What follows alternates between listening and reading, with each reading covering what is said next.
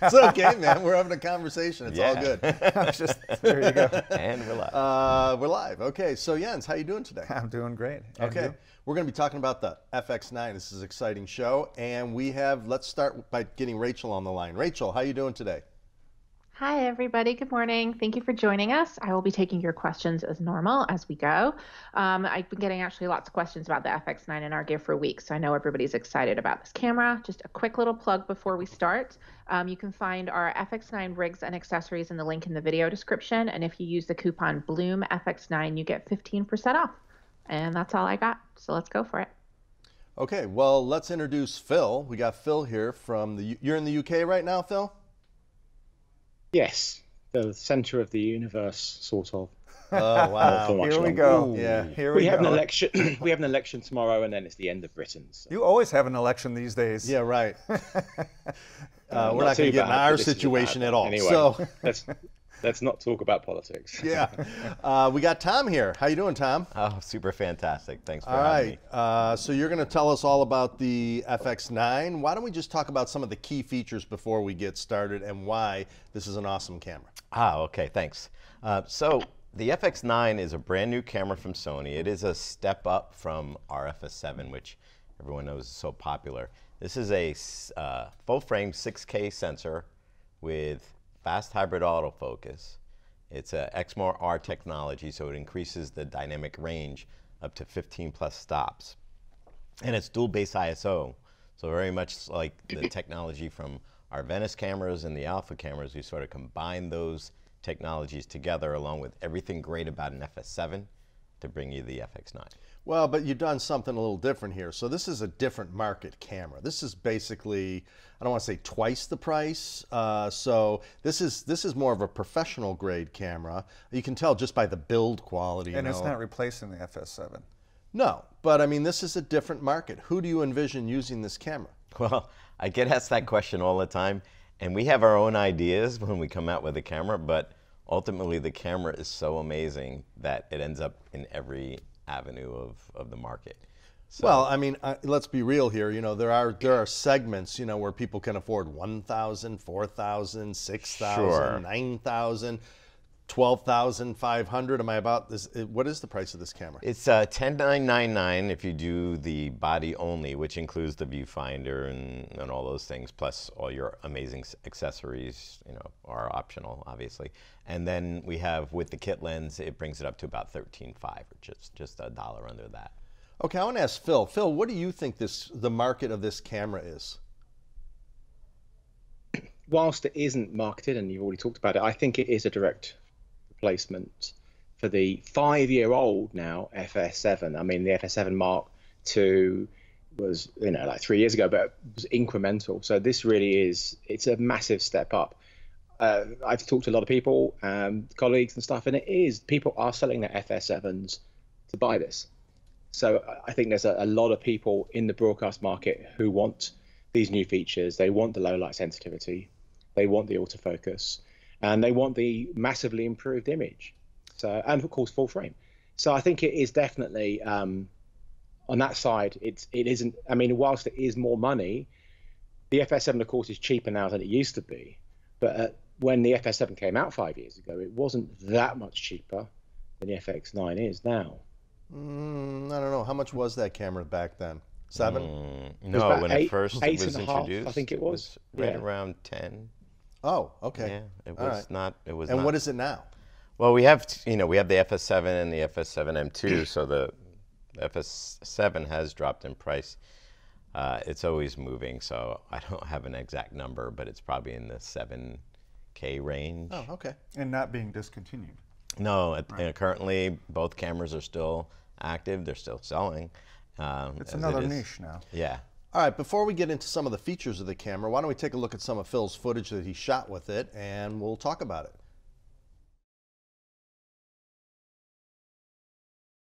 All right, now we can talk right now. So tell us about what you're doing here in these shots. This shot in particular, the ducks walking off, is crazy because this was just set to wide on autofocus, and it just picked them up. And this is facial tracking right now, and this is actually using an EF lens adapted, a Sigma lens adapted on the 110. So it's just tracking people's faces in what is effectively low light.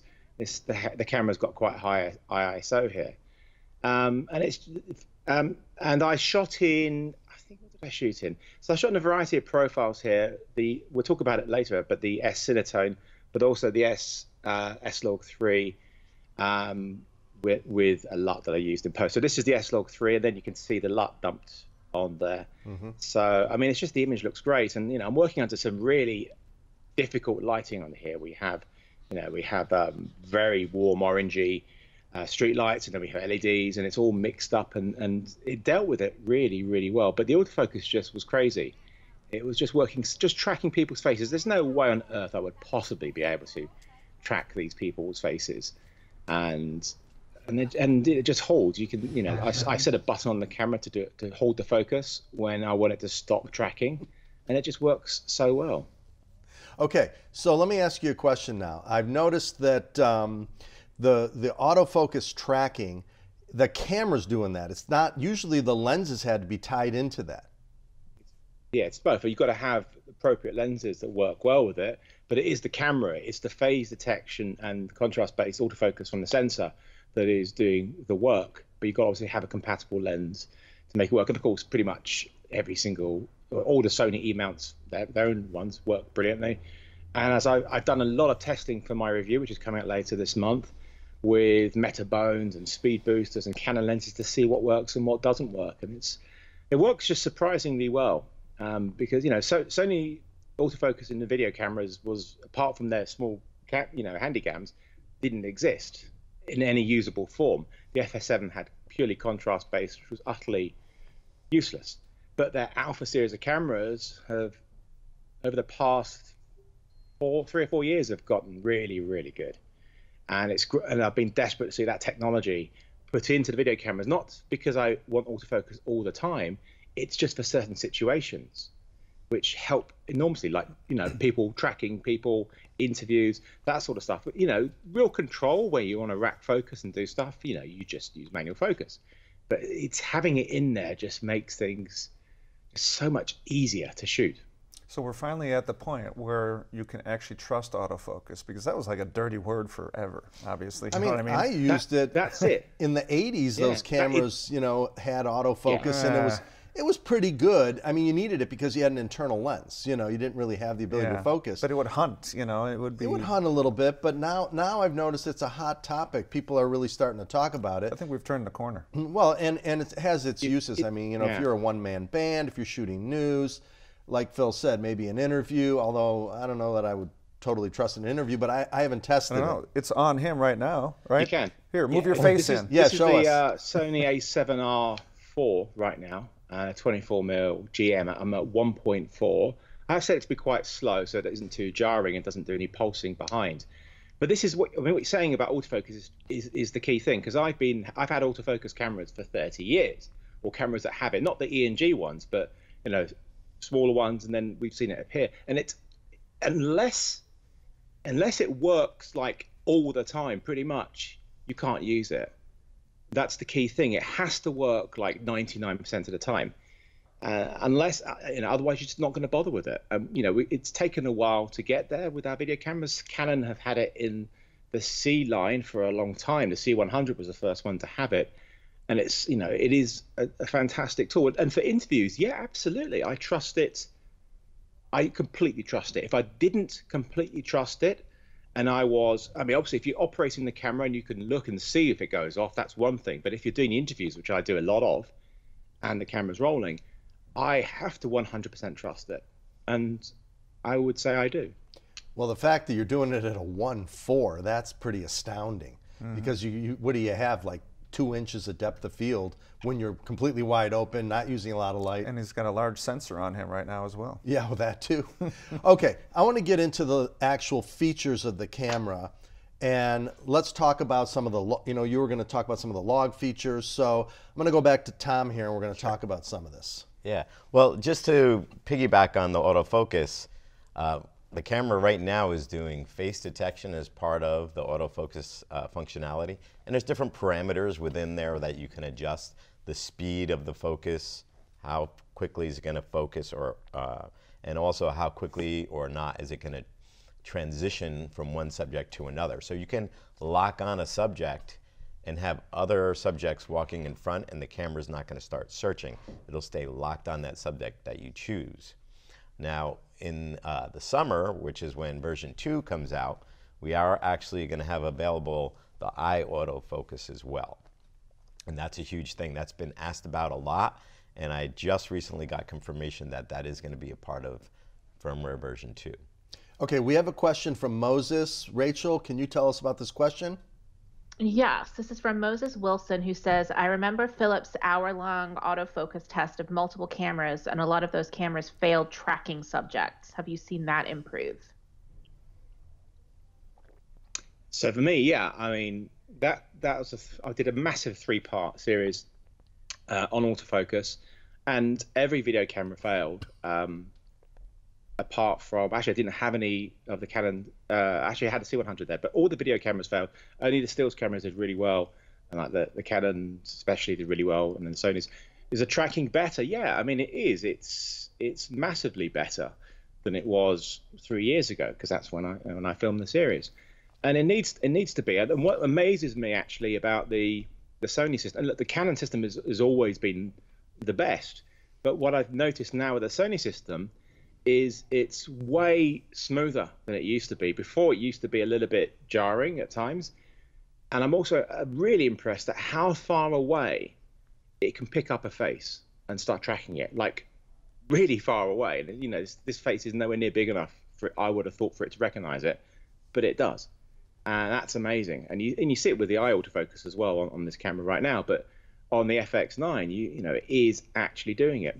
I mean, the only downside with the autofocus right now with the FX9 is the fact we don't have a touch screen. So to select an object as opposed to a face, you know, you have to use a joystick, which isn't ideal. So from what I understand, that the LCD screen is touch sensitive, so it is a touch screen, it's just not enabled. So hope that is something that will come in firmware, because obviously, you know, it's not like Sony don't do touchscreens. All the stills cameras have touch screens. Any news on that? So it would be, you know, I think it's an essential thing for operation, because you know, moving a joystick is a pain, because, you know, with otherwise, you know, with the Canon cameras, if you want to do you know, you set it to a certain speed and you set it to ramp, you touch that object and then you touch that, and it just does a nice rack. I think you should not even have touch. I think it should be audio. You should say, man on left, middle guy. Well, you're shooting, man. Now I got to start, you know, doing all this while I'm shooting. I mean, you brought up a good point. Oh my God, yeah. You brought up a good point. These stills cameras, they invented this autofocus, man. I mean, that's really where the thing came from. The tracking portion of it, that's sort of the newer part of it. But I mean, they're amazing. I mean, if I'm taking a picture, I'm always using the autofocus. I don't even try to even begin to focus. Yeah. No, even way back when they were good in stills cameras.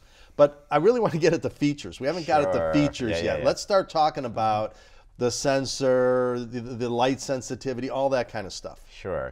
Well, again, because it's a 6K sensor and it's brand new, newly designed, it's got our Exmor R technology. So Exmor has always been, or for many, many years, at least the last decade or more, been a technology we've incorporated into our sensors, where we do an A to D conversion right at the chip level. That immediately reduces the noise levels in the video image.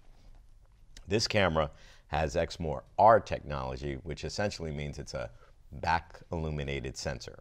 So instead of the light having to pass through the electronics of the pixels to get to each pixel surface, it's now flipped around. So now the pixel itself has more surface area to gather light, therefore increasing the sensitivity, the dynamic range, signal to noise, all of those benefits of having more light gathering capability. So that alone makes this camera much, much better than what the FS7 was giving us, and especially in the dynamic range, where we've gone from 14 stops to 15 plus stops with a lot of that shadow detail being much, much cleaner. Okay, we're going to get back to more features. We have a question from Scott. Rachel? Yes. Hi. First, we do have another person chiming in saying they would like the FX9 touchscreen autofocus. That's Chris Bryant. But we've got a question here from Scott Kennedy who says, I would love to hear Philip's opinion on new color profiles. Yeah, so, I mean, straight off, the S-Log3. There's no S-Log2, by the way, so if you want to match it with other cameras, that is something you need to think about. The S-Log3 is way better. It's way nicer than the FS7 and any other S-Log3 I've used. It just looks terrific. It looks so much better, and the skin tones look so much better.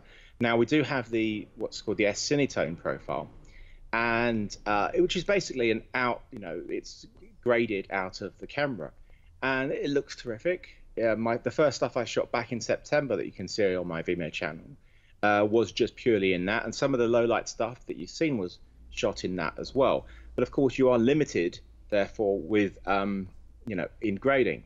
But what's really cool is if you do shoot in S-Log3 and S-Gamut3 Cine, you can use as a base, if you want to, the Venice LUT downloadable from Sony websites, which basically looks like the S-Cinetone as a starting point if you want that.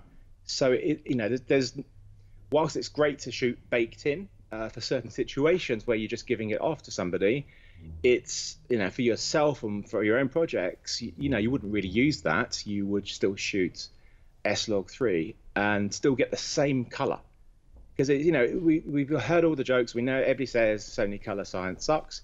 But in this camera, it doesn't. It looks so good.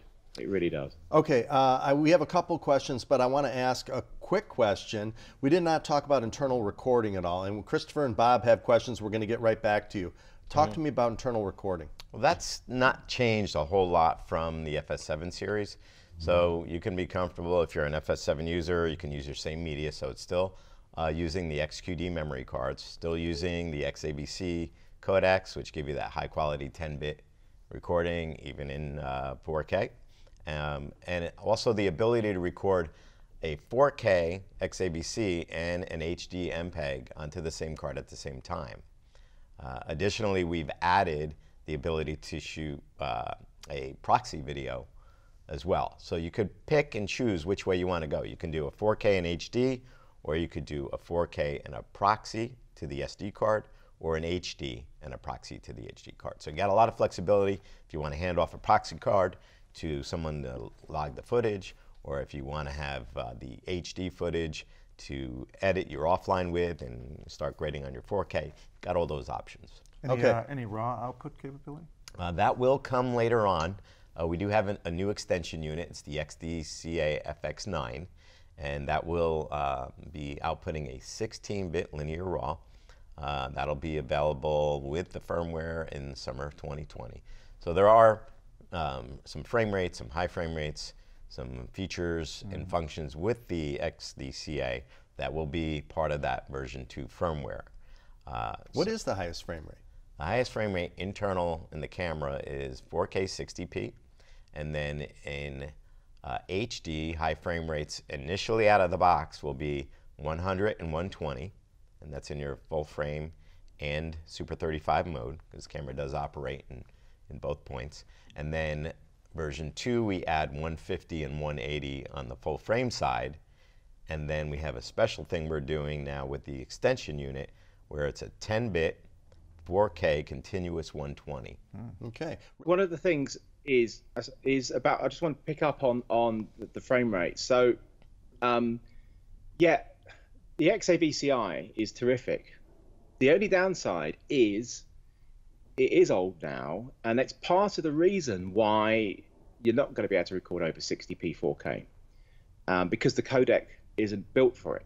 It will need a new codec. So whilst the camera will be capable of doing that off of the sensor, it just doesn't have the codec built into it to let you do it, which is a shame, really, because we don't really want to have to use an extension unit and a recorder which actually doesn't exist right now for it anyway. I personally like just everything to be recorded internally. So I mean, it is It's a shame that it can't do that because everything looks better in slow motion, as we know, Steve. So there.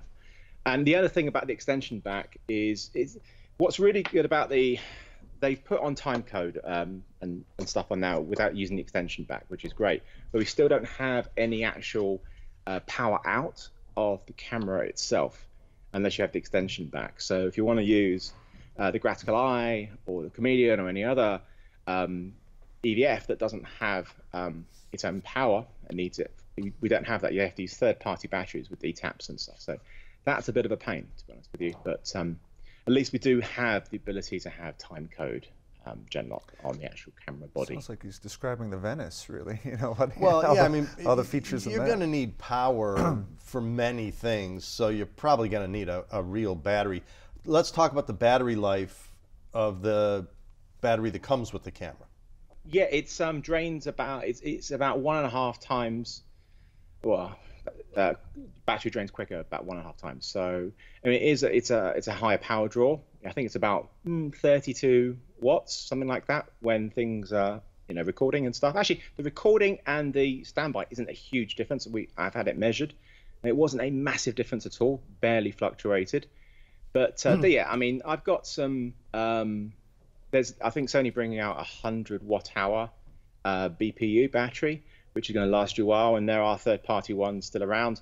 I've got a couple of 95 watt-hour ones with DTAP on, and that's what I've been using with the Chameleon, so I can have an EVF working. Okay, but we never talked about how long it lasts. How long does that 95 watt-hour battery last? Well, it depends. About. I would say you need about 4 for a good full day's filming. Which is pretty normal, to be honest with you. That's fair. It's not as good as the FS7, but it's still pretty good. Okay. Rachel, let's go to Rachel for a sec here. Yes, I'm combining a couple of questions here. Graham asked, sorry, not Graham, Gregory asked if the camera is approved by Netflix. And Bob asked if we think that the Hollywood feature filmmakers will be using the FX9 in 2020. So maybe we can sort of talk about some of these more big budget options. Those are good questions, actually, Tom. Yeah. You're up. Well, it's funny you asked that. I was posed that question yesterday. I was doing a presentation, as I've been doing for the last 2.5 months. My entire life has been revolving around going around with the camera. That's how excited people are about it. But Netflix is currently evaluating the camera and its current firmware, so they hopefully would have some kind of answer for us in the next couple of weeks. What? It's a 6K camera with a full frame sensor. I don't understand why they would have a problem with that. Oh, and I'm sure they won't, but to be official, Really? we have to wait until Netflix gives the actual blessing of the camera. Okay. It's coming.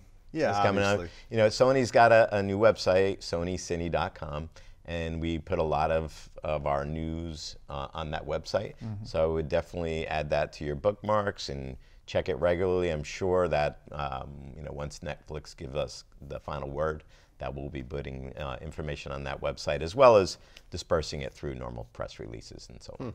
Hey, Phil, I have a crazy question for you. Is the A7 Netflix approved? No, because it's 8-bit. Like the only stills camera that's approved for Netflix that I know of is the Panasonic S1H. So yeah. And picking up on about movies and whether this camera can be used on movies, as far as I know, unless I'm happy to be corrected on this, because there's no pure 24p, it doesn't have the Cine Outer badge. And so if you're actually making feature films who shoot dead on 24, it doesn't do that. But if you just need 2398, then it does that fine.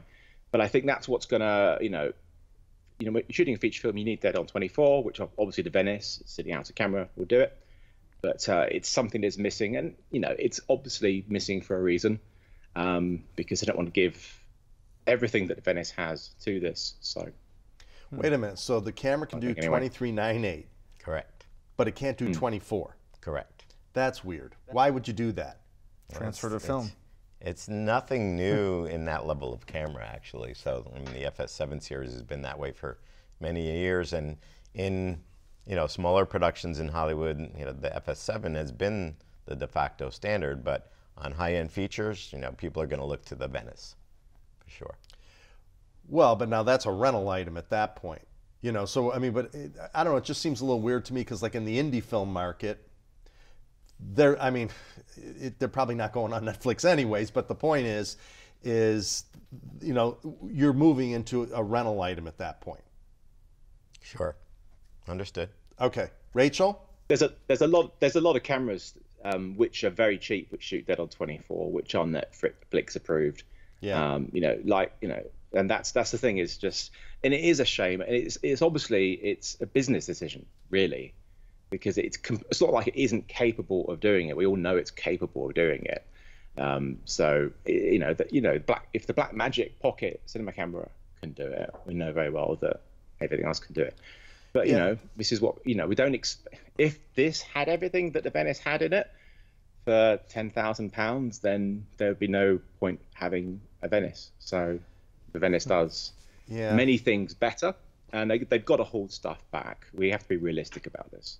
Right. It's just when they put that jack and there's just like a plastic cover instead of the jack, that one can't hurts. remove. Yeah. You know, that one you're like, you just took the jack away, you know? Mm-hmm. Rachel, what do you got? Okay, I'm going to bang out a couple of quick questions first. So we've got Joe who asks, is the camera downsampling to do S35 mode? Oh, I'm sorry, I missed the question. One more time. Is the camera downsampling to do S35 mode? Okay, so when the camera goes in S35 mode, it is cropping in the sensor, so it's doing a 4K scan for a 4K recording. So it would be similar to what you would get with an FS7. We didn't talk about anamorphics yet. There is it's a 16:9 sensor anyway, so it wouldn't be capable of the anamorphics that we'd get with a sensor size we get in the Venice and other cameras. There is no actual anamorphic mode in it right now. And of course, the other thing that is a lot of people will talk about is it is a 6K sensor, but you can't record 6K. It downsamples to 4K. And I think it's something that a lot of people would like to see, even if it was just from the raw output, to have that 6K, because it does give you, it is very useful for having ability to reframe and things and stuff like that. And this camera doesn't have any stabilization in it, obviously it's lenses, but it does have something which is, new technology, which is happening a lot on cameras these days. It records gyroscopic data on everything you record. And with their new, Sony has some software which isn't out yet. You can run your footage through it, takes that gyroscopic data and apply stabilization to it at a strength that you want. So again, if you had 6K, then it would give you a bit more to play with. But I mean, I have no idea how well that works because I haven't tried it. But I know for myself, when I'm shooting interviews and stuff, and I do have 6K cameras, if I shoot 6K, it just gives me that ability to just crop in a bit more to change my frame for editing. It does help a lot. So I'd love to see it. I understand that 6K to 4K downsampling does give you a superior image, but I still would like the option. But I think, again, it's a limit of XAVCI. But I could be wrong. Interesting. Yeah, I mean, you know how I poo-pooed that whole idea of people shooting, well, I poo-poo everything, and then I learned to love it. But I poo-pooed the idea of people saying that, oh, I'm just going to shoot wide and then punch in for my close-ups because, we light slightly differently when we come in. But I got to say that if I were doing an interview now and I had my profile and my main shot, it could be kind of cool to go from my profile and be able to punch in, and then I wouldn't have to worry about a sort of a jump cut. Yeah, if there's no degradation, certainly. Well, no, you'd be going to 4K. Mm-hmm. So you could have this one at 4K and that one at 4K. So is that coming in the future? It is not, to the best of my knowledge. Well, wait, so why do you call this a 6K camera? No, so it'll never be 6K? Never record 6K. So what is the benefit of having the 6K sensor then? It's the oversampling for better color resolution. I see, okay. I was going to ask Phil about lensing, lenses that you like to use with this camera. What were you using in the shots we saw, some of that? So most of that stuff was 70 to 200 GM, so 2.8. And then there was the Sigma 105 Art at 1.4 EF lens adapted, works great. I mean, I haven't found any lenses, native lenses, that don't work. And I found some adapted lenses work better than others. Certainly the Sigma's MC11 adapter works really well. But then if you look at the manual lenses like my Fujinon MK lenses, they work great, but you just have to shoot in Super 35. So if you have those and you go, I can't use it on this camera, you can. You just don't get the full frame image, but you still get the improved color and low light sensitivity, because having those lenses that will cover full frame are going to be, if they made them, they're going to be much bigger and much more expensive. So that's the only real downside, is that all our lovely Super 35mm cinema type glass, you're not going to get the full benefit of that sensor. But I've used so many different lenses on it, and but yeah, the only biggest problem with Sony lenses are the lenses which have only focus by wire for manual focus, which is that awful inability to actually have anything muscle memory for focus pulling. So wait, we never talked about. Some of the newer lenses they brought out actually have a linear mode now, which is much better. So it can be done, but certainly, I mean, if I'm going to be using those lenses, then autofocus is going to help me enormously. Okay, so we didn't actually talk about what the mount is.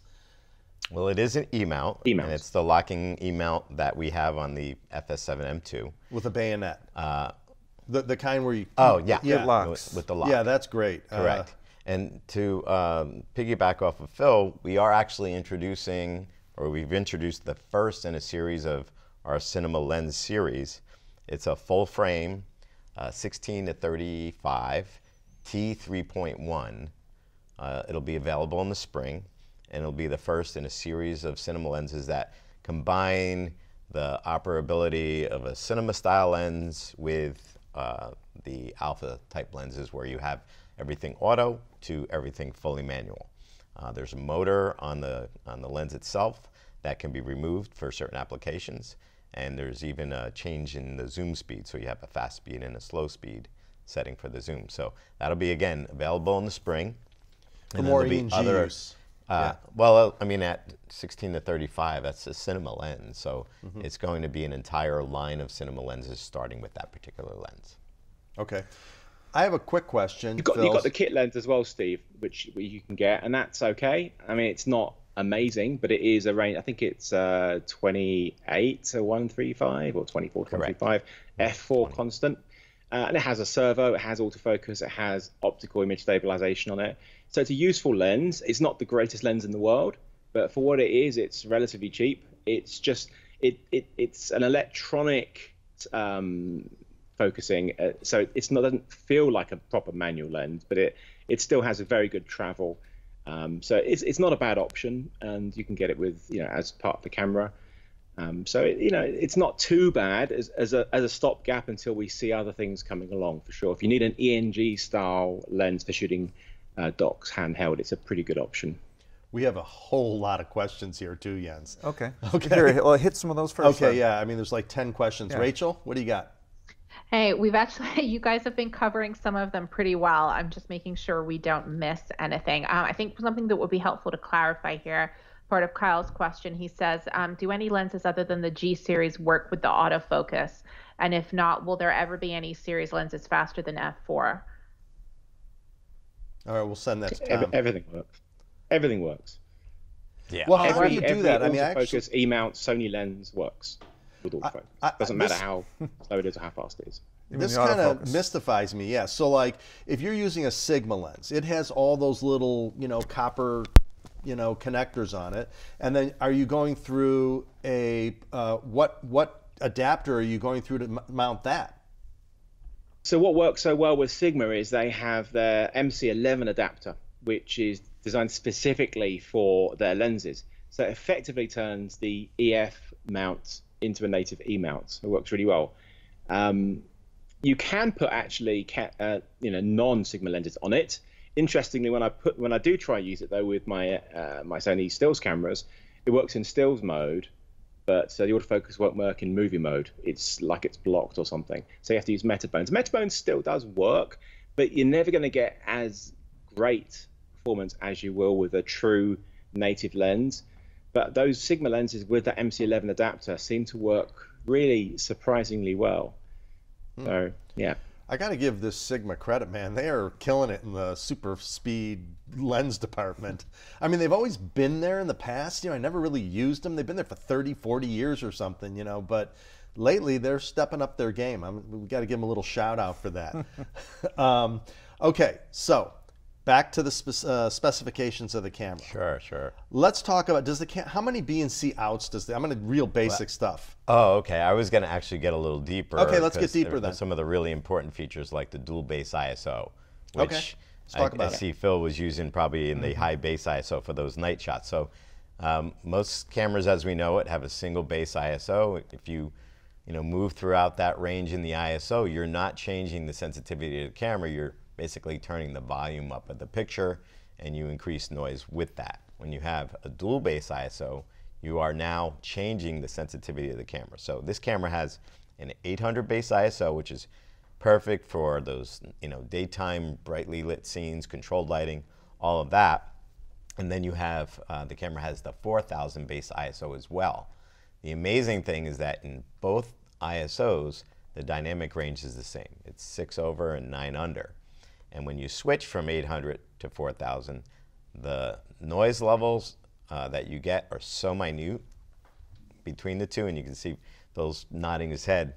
He loves what he's seeing with that 4000. So if you cut between them, you wouldn't notice a noise level change. It's very minute. Great. I didn't really notice much You're better noise off at in all. certain situations shooting in, if you're on a low the low ISO, and then you start pushing it up, you're far better off at a certain point going to the high base and then dropping down, because it's much cleaner. So I mean, the highest I shot with a camera was 32,000, and I was, it looked really good for that. 3200. The FS7 was terrible in low light. Wait, are we talking 32,000 or 3,200? 32,000, Steve. 32,000. 32,000. Yeah. Who needs to light anymore, eh, Steve? Wow. Night vision. Candle test. Okay. Other features you wanted to get to? Yeah, a lot of the operability of the camera has improved, and part of what I do at Sony is get the voice of the customer. So we go back, we pass that up to product management, that gets to Japan, and then they enhance either current models or add that to future models. So things like having 4 audio pots for adjusting your audio, whereas previous model had only 2. So no longer do you have to go into the menu. We have pictures probably that while you're talking, we can show some of these pictures. You got them, guys? Yeah, the toss camera? them up. Yeah, a little side of the camera view would be great. Yeah, I think we do, but some of these have a lot of Zacuto gear on it, so I think the purpose was that. But let's go through it real quick, and then we can, on some of the other shots, we can talk about some of the switches and whatnot. Okay, bring the pictures back up. Okay, so in this one, we're showing it with a chameleon. It's shoulder mounted. It's perfectly balanced. Now, in this situation, the camera's quite far back, which I prefer. You know, it's better, and I got to give you some kudos on not making this camera so tall. We hate tall cameras. You know, you make it tall and it's doing this business here. Sure. And heavy. It's better to be long, because then you have a better chance of balancing it. Yeah, exactly. Well. Especially when you put a beefy lens on it. So the ergonomics have improved slightly on this. It's very similar to the FS7, but it looks a little longer to me. You have a heavier battery you can put in the back. All that's an advantage. But a lot of our parts still work with this camera that worked on the FS7, which is customers might want to know. The only thing that everything works on this camera from the FS7 in our parts, except... Well, let me put it this way. If you buy the stuff now, it works on both cameras with no problem. If you have an older EVF or an older Z finder that clamped onto the FS7, that one won't work on the FX9. So it's just the Z finder. But we'll switch it out for you, so it's not, you know. Oh, wow. Okay, cool. All right, so let's move on to the next picture here.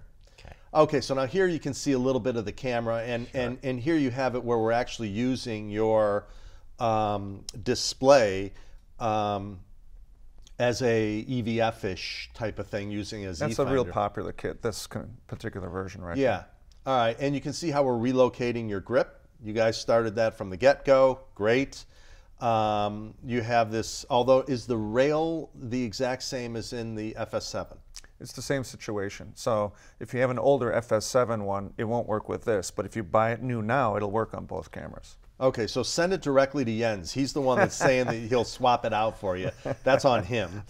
We have trade-in programs as well, as you know. Okay, all right. So here's the good thing about that screen, Steve, that's worth pointing out is that the screen on the FS7 and the FS7 Mark II is like standard definition resolution. So when you're putting on a Z Finder or using their own loop, it doesn't look great. But it's a 720p display now, so it looks so much better through the Z Finder, which makes it actually is usable for getting focus, which I always found it's much more challenging with the FS7. So it's a big step up. Okay, cool. Yeah, it's brighter as well. Yeah. Now this version here, you can see we have the Gradical HD. So if you have one of those, you're good to go. As a matter of fact, any EVF that we've ever made will work on any camera, anywhere, anytime. Okay, so on this side, you can see, now that has a trigger grip on it, so you can flip that handle straight up so that you can put it on the ground. I know that was an issue that, Phil, you hated from the get-go, not being able to put the camera right on the deck, as you call it, which I like. And here it has a gradical. We can move on to the next picture. Here's with a gradical eye, and now we have a left-handed grip. You know, you may want, if you're doing shot, well, especially with your autofocus now, that left-handed grip is great. You know, I always used to say, why do people want a left-handed grip? I need to have my hand on the lens. But okay, things have changed. I can't use that myself, but yeah, I need to have my hand on that lens. But what's good about what's worth putting out about your arm is you got this quick release trigger at the top, which makes it, you can actually, it rotates, which is actually really important, because if you put, you know, imagine this is the grip. If it's just straight, which is by default the actual grip, so you can get some really, I've had some strain from using a lot of handheld stuff, and I just wish I could just, if only it was just like a little bit like that, and you can actually rotate yours with the actual trigger, and I think it just helps a lot with, it's about comfort. If you're going to be shooting handheld, you need to be comfortable, because, you know, in my E&G days it was easy. I was just hand inside the strap of the lens and it just worked. And having proper adjustments on the arm to get it perfect for your length, for your particular, you know, hand size or the way your wrists are, is really essential to have it. Otherwise, you really are you can get these nasty strains after a while if it isn't exactly as it should be. And setting your rig up properly is just so important that a lot of people don't do. They're all like shooting like this, and it's like, my recommendation is always, when you're setting up your rig, do it in front of a mirror, put it on your shoulder, look at yourself. Are you twisted? Are you straight? If not, then adjust it to make it better. Wow, look at that photo. That is exactly how you're supposed to look. Straight. I see the same thing. Sometimes I see people with a rig and their head is like this. Looking up at a or they're like this. You know, it's like you can't you can't operate like that. And the other thing that you brought up, which is a good point, is that sometimes during the day you need to just twist your wrist a little bit. You know, because my God, when you're sitting there like all day long, it does get fatiguing. That's why we designed it that way, so that you can change your mind at times and kind of loosen up a little bit. You remember when in the E&G days it was different. You could kind of like do what I called the parade rest, where you could kind of do this, you could kind of do this a little bit and let that camera fall down. You had moments where you could, you know, get comfortable. So the ergonomics on the camera are pretty nice, but if you're using a longer lens like this, or some heavier lenses like Phil or the new cinema lenses, you're going to have to throw that camera back. So you can't really use its sort of semi-shoulder pad here, you know, which it's just flexibility. So that's where this recoil rig comes in, where you can really adjust the balance and throw it farther back on your shoulder. So the camera is like right next to me. Here's I don't know if you can see it from the side. Yeah, it's great. Yeah, and if you notice, the hand grips changed as well. That's actually the grip from the FS5. So we've taken, again, feedback from our customers that say, I like the FS5 grip better. It's got the direct menu access on it, has a tactical field joystick, and having that strap gives you more security as well. Does. I mean, it looks like a damn E&G camera from this wide shot. Yeah, so, yeah, Phil was talking about earlier, he was talking about this twist here where you can adjust it this way. Nice. Yeah, that is nice. I didn't loosen it enough, but so that you can get your wrist just in the right position. Well, and then the other key is you know, that's a great feature. I mean, now you can set it down. I see a lot of people where they have, you know, like 8 sets of rosettes just to be able to move your grip. That's like, you need an assistant for that. You know, what you did there was a 1-second thing. We don't want to tout our gear too much because we're really here to talk about the camera. Rachel, how are we doing on questions? We're doing good. If we can just fit in one extra little one now that I've completely lost it. I believe it was Moses who was asking about the Wi-Fi and the range. Oh, good question. There we go. Yeah, what kind of range do you have with the built-in Wi-Fi for monitoring, and how's the lag performance over that range? Well, we have built-in Wi-Fi, and that's to utilize the application that we have called Content Browser Mobile. It's been on many of our other cameras. It was not on the FS7 series, but it's 2.4 and 5G. So you download the app from iOS or Android, tablet or phone, and install it, connect to the camera. If you've got NFC, you can tap the camera and it'll create the connection. And it'll give you things like zoom, focus, iris, white balance. It'll even let you change the base ISO from the application. If you want to use it just as a viewing monitor for one of your producers, tap on the little lock and it'll lock out all the controls, hand it over to them. They can log in, watch the time code and log in their shots that way as well. That's actually kind of just cool. A tip on that, it's worth sharing with people just from my use of it, is it does work, the Content Browser mobile app and stuff. You're going to get a much better connection if you're using your phone and you set your phone to a personal hotspot and connect the camera to a personal hotspot rather than have the camera operate as its own base. It's way, way, way more stable. Otherwise, it just keeps disconnecting. So that's just something I found is definitely use. You know, if you're in a studio or at home or whatever, you can plug in, do it through your own Wi-Fi, but use your phone as a personal hotspot and connect it to that. It's way better. Okay, I want to kind of wrap this up, so I'm going to go to Tom, and I want to have you give me the 5 key things that people are going to love about this camera. Ooh. Okay, definitely the dual base ISO, the fast hybrid autofocus, the new color science, both the S-Cinetone and in the Cine EI mode, the S709 LUT. I think all the new functionality with the multi-dial that lets you access white balance and ISOs with the push of a button and just turn the dial, not having to get into the menu. And then I think that you know, the LCD panel having more resolution combined with your accessories here is a really great combination for getting great focus, because the reality is we're still all professionals and we still love to do manual focus. So you're going to want to utilize those things. One other thing, there is a 12G out as well. So there's 2 SDIs, 1 and 2, HDMI out to go along with the 2 new connectors, which is timecode and Genlock, which Phil mentioned earlier. And that would be like my favorite things. Of course, I'd be remiss if I didn't remind people about the amazing electronic variable ND, which was on the FS7 M2. Still, Sony is the only one doing an in-camera electronic variable ND. And I'd love to get Phil's remarks on that and how he finds that useful in the field. Well, he loves variable ND. We haven't talked about it. The variable ND is, of course, terrific because it gives you the ability for fine control of your exposure without compromising your depth of field or your shutter speed. Actually, one of the most important things that we haven't talked about is actually audio, and it's really worth pointing out. You've got 4 pots on the side now. So you've got direct control over 4 audio channels.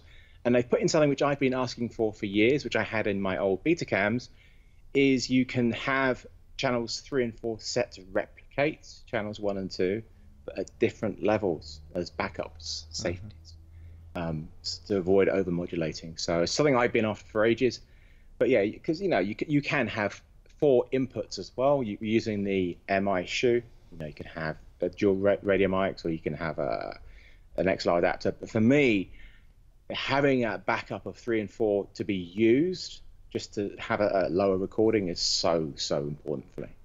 I love that. I mean, that was something. I mean, if somebody just kind of yells a little bit and then it clips, especially if you're a one-man band, you just cannot beat that. And some of the little boxes I've noticed on these DSLR type cameras go back to what looks like a Betacam, where you have all the switches, you know, for monitoring. I love that too. You know, so Phil, now I'm going to go to you and I'm going to say, what are your 5 favorite features of the camera? The full frame image, autofocus, the improved color, definitely, the variable ND, and I'm probably going to forget some of the most important things. And the low light performance is exceptional. So you know, it's not like crazy, but it's good enough for pretty much every sort of situation I'm going to be using it for, apart from anything like really extreme. So I think that's a good 5 there. Okay. Well, I want to thank you for being on the show here, Phil. You're looking great, and I haven't talked to you in a while, so it's good to talk to you. Tom, thanks for being here, man. It's my pleasure. Thank you. Appreciate it. And Jens, Rachel, why don't you wrap us up? Thank you, everybody, for watching and for your questions. A big thank you to iCan, who provide all the lighting for our show, and to our sponsors, Canon, Rode Mics, and Kessler Crane. We'll see everybody in a couple of weeks with the next show. Have a happy holiday season. Bye.